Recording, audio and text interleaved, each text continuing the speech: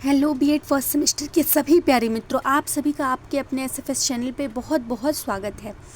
मैं नैन्सी आज आप सभी के लिए शिक्षा में क्रियात्मक अनुसंधान action research in education book का यूनिट 3 लेके आ गई हूँ। यूनिट 1 और 2 पहले ही मैंने कवर करवा दिया है, तो यदि आप लोगों ने नहीं देखा है तो प्लेलिस्ट पे जाके देख सकते हो। ठीक है, आज को जो हमारा यूनिट 3 है उसका नाम क्रियात्मक अनुसंधान की प्रक्रिया प्रोसीजर ऑफ एक्शन रिसर्च है।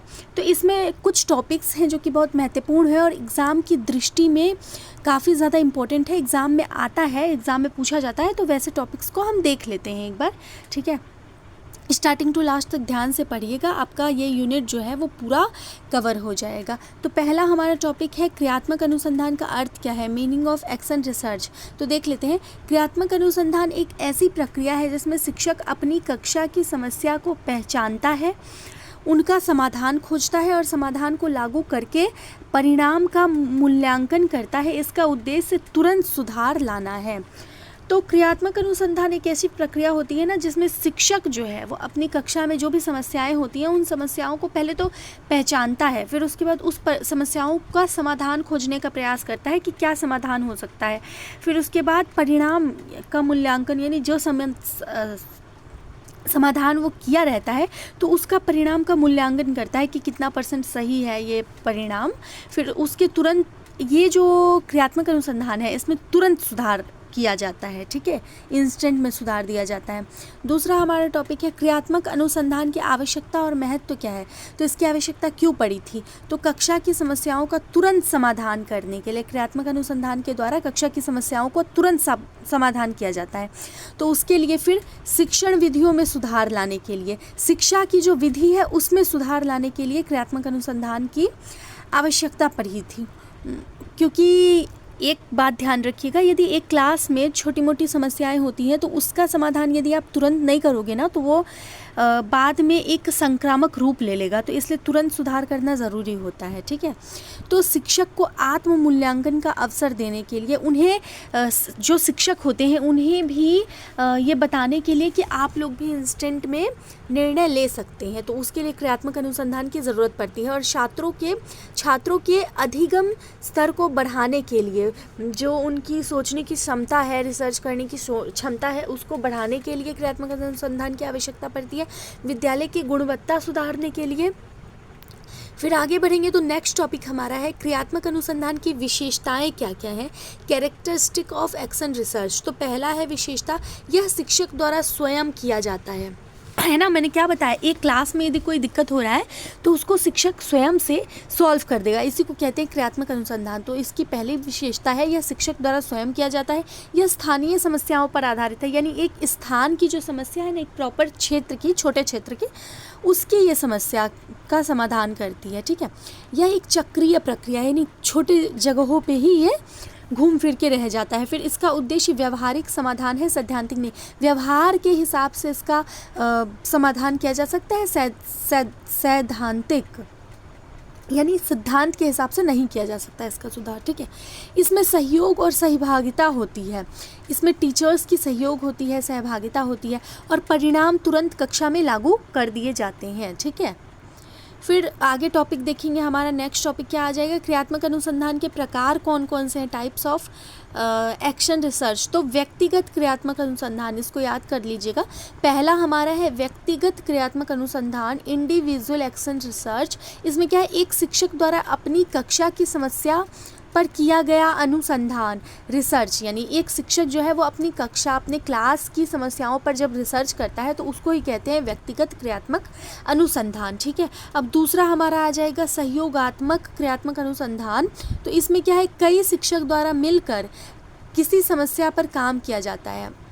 इसमें एक शिक्षक द्वारा था तो व्यक्तिगत क्रियात्मक अनुसंधान था, इसमें कई शिक्षक द्वारा मिलकर किसी समस्या पर काम किया जाता है तो उसको सहयोगात्मक क्रियात्मक अनुसंधान कहा जाता है। ठीक है, अब तीसरा है हमारा विद्यालय स्तरीय क्रियात्मक अनुसंधान, स्कूल लेवल एक्शन रिसर्च, पूरे विद्यालय की समस्या को लेकर किया गया अनुसंधान। ठीक है, पहला हमारा व्यक्तिगत क्रियात्मक अनुसंधान यानी कि एक शिक्षक द्वारा किया गया समस्या पर समाधान हो जाएगा। सहयोगात्मक क्रियात्मक अनुसंधान मतलब कई शिक्षक मिलकर समस्या पर काम करेंगे। और विद्यालय स्तरीय क्रियात्मक अनुसंधान मतलब कि पूरे विद्यालय की समस्या को लेकर किया गया अनुसंधान हो जाएगा। वेरी इजी है, एक बार पढ़ेंगे याद हो जाएगा। ठीक है, अब क्रियात्मक अनुसंधान की प्रक्रिया क्या है, प्रक्रिया एक बार समझ लेते हैं। तो ये 6 चरणों में कंप्लीट होती है। पहला चरण समस्या की पहचान, सबसे पहले आइडेंटिफिकेशन ऑफ द प्रॉब्लम्स, सबसे पहले प्रॉब्लम को हम जानेंगे, समस्या क्या है उसको पहचानेंगे। तो शिक्षक पहले कक्षा में कौन सी समस्या है उसे देखता है, जैसे बच्चे गृह कार्य नहीं करते, वर्तनी की गलती, ध्यान की कमी। तो सबसे पहले टीचर ऑब्जर्व करते हैं कि बच्चे गलती क्या कर रहे हैं, देखते हैं। ठीक है, उसके बाद स्टेप 2 में हमारा आ जाएगा समस्या का विश्लेषण, यानी समस्या के कारणों को खोजना। कारण क्या है कि समस्या आ रही है, साक्षात्कार, अवलोकन, टेस्ट में डाटा इकट्ठा करना सेकेंड नंबर पे आएगा। थर्ड स्टेप में आ जाएगा कार्य योजना बनाना कि कैसे उन समस्याओं का सुधार किया जा सकता है। समस्या के समाधान के लिए योजना बनाना, कोई भी नई विधि, सामग्री या गतिविधि अपनाई जाएगी। ठीक है, चौथे नंबर पे हमारा है कार्य योजना को लागू करना, बनाई गई योजना को कक्षा में, जो योजना थर्ड नंबर पे हम बना रहे हैं उसको कक्षा में लागू करना। सॉरी। फिर 5वें नंबर पे हमारा आ जाएगा मूल्यांकन, इवैल्यूएशन, यानी कि योजना लागू करने के बाद देखना कि समस्या हल हुई या नहीं, टेस्ट अवलोकन से जांचना। जैसे बच्चा जो है वो उसका टेस्ट में बहुत कम नंबर आ रहा है, तो पहले तो कोई प्लानिंग कर लो, प्लानिंग करने के बाद हमें क्या करना होता है, प्लानिंग पे फॉलोअप देना होता है। फिर उसके बाद योजना लागू करने के बाद देखना होता है टेस्ट लेके कि समस्या का निदान थोड़ा बहुत भी निकल पाया है कि नहीं। अब स्टेप 6 में हमारा आ जाएगा निष्कर्ष और प्रतिवेदन, फिर उसके बाद परिणाम लिखना और उसे दूसरे से साझा करना। अगर समस्या हल नहीं हुई तो फिर से नया चक्र शुरू करना। ठीक है, तो यही कुछ स्टेप्स थे, इसलिए इसे चक्रीय प्रक्रिया कहते हैं। इसलिए तो इसे चक्रीय प्रक्रिया कहते हैं ना, क्योंकि टीचर पहले समस्या को देखते हैं, पहचानते हैं, फिर उसके ऊपर कुछ प्लानिंग करते हैं, प्लानिंग करने के बाद उसे फॉलोअप लेते हैं, फॉलोअप लेने के बाद देखते हैं टेस्ट लेके कि बच्चे के अंदर सुधार आया है कि नहीं। तो ये पूरा चक्रीय प्रक्रिया हो जाता है। फिर आगे बढ़ेंगे तो क्रियात्मक अनुसंधान के प्रयुक्त उपकरण कौन कौन से हैं, तो अवलोकन, प्रश्नावली, साक्षात्कार, अवलोकन, ऑब्जर्वेशन, कि हमें सबसे पहले ऑब्जर्वेशन करना होता है, फिर क्वेश्चंस पूछने होते हैं बहुत सारे, साक्षात्कार, इंटरव्यू, यानी कि बच्चों का साक्षात्कार लेना होता है, जांच सूची, चेकलिस्ट बनाना होता है, और उपलब्धि परीक्षण, अचीवमेंट, कितना वो अचीव कर पा रहे हैं कितना नहीं, तो अचीवमेंट परीक्षण करना होता है, डायरी और फील्ड नोट्स बनाना होता है। तो ये कुछ पॉइंट्स हो गए हमारे क्रियात्मक अनुसंधान के उपकरण के। अब आगे बढ़ेंगे तो क्रियात्मक अनुसंधान और परंपरागत अनुसंधान में क्या अंतर है, क्रियात्मक अनुसंधान और परंपरागत अनुसंधान में क्या अंतर है, तो देख लेते हैं। Different between action research and traditional research, तो आधार बेसिस क्रियात्मक अनुसंधान, एक्शन रिसर्च, परंपरागत अनुसंधान, ट्रेडिशनल रिसर्च। उद्देश्य क्या है, पर्पस, तुरंत समस्या समाधान, नया योजना खोजना। यहाँ पे ना थोड़ा अलग कर लीजिएगा, ये वाला जो है तुरंत समस्या का समाधान, ये जो उद्देश्य तुरंत समस्या का समाधान है, ये किस में होता है, क्रियात्मक अनुसंधान में होता है। और परंपरागत अनुसंधान में, ये इम्पोर्टेंट है, बीएड में कई बार ये क्वेश्चन पूछा जाता है, तो ध्यान से इसको पढ़ लीजिएगा। ठीक है, तो इसका उद्देश्य क्या होता है, क्रियात्मक अनुसंधान का पर्पस तुरंत समाधान करना, और इसका होता है परंपरागत अनुसंधान का कि नया नियम डायरेक्ट लागू कर देना। ठीक है, इसका क्षेत्र जो होता है क्रियात्मक अनुसंधान का वो सीमित होता है, एक प्रॉपर प्लेस पे होगा। ठीक है, लेकिन परंपरागत अनुसंधान जो है वो कक्षा या विद्यालय व्यापक पूरे एक क्षेत्र में, बहुत बड़े क्षेत्र में होगा। अब करने वाला क्या है, हु कंडक्ट, कौन कंडक्ट करेगा, तो शिक्षक कंडक्ट करेगा, है ना।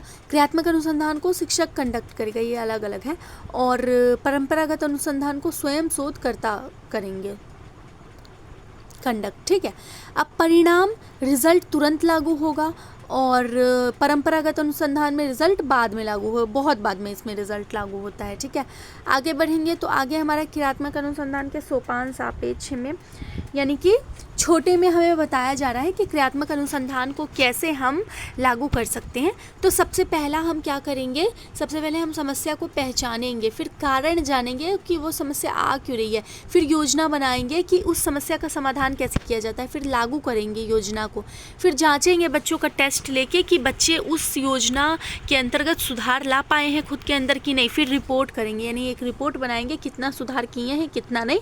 अगर नहीं सुधार हुआ रहता है तो फिर से हम ये पूरे प्रोसेस को निभाएंगे। ठीक है, तो ये हमारे जो यूनिट 3 है वो कंप्लीट हो गया है। इसमें सबसे महत्वपूर्ण जो बात था वो यही था, क्रियात्मक अनुसंधान और परंपरागत अनुसंधान में अंतर। ये अक्सर पूछ दिया जाने वाला सवाल है, तो ध्यान रखिएगा।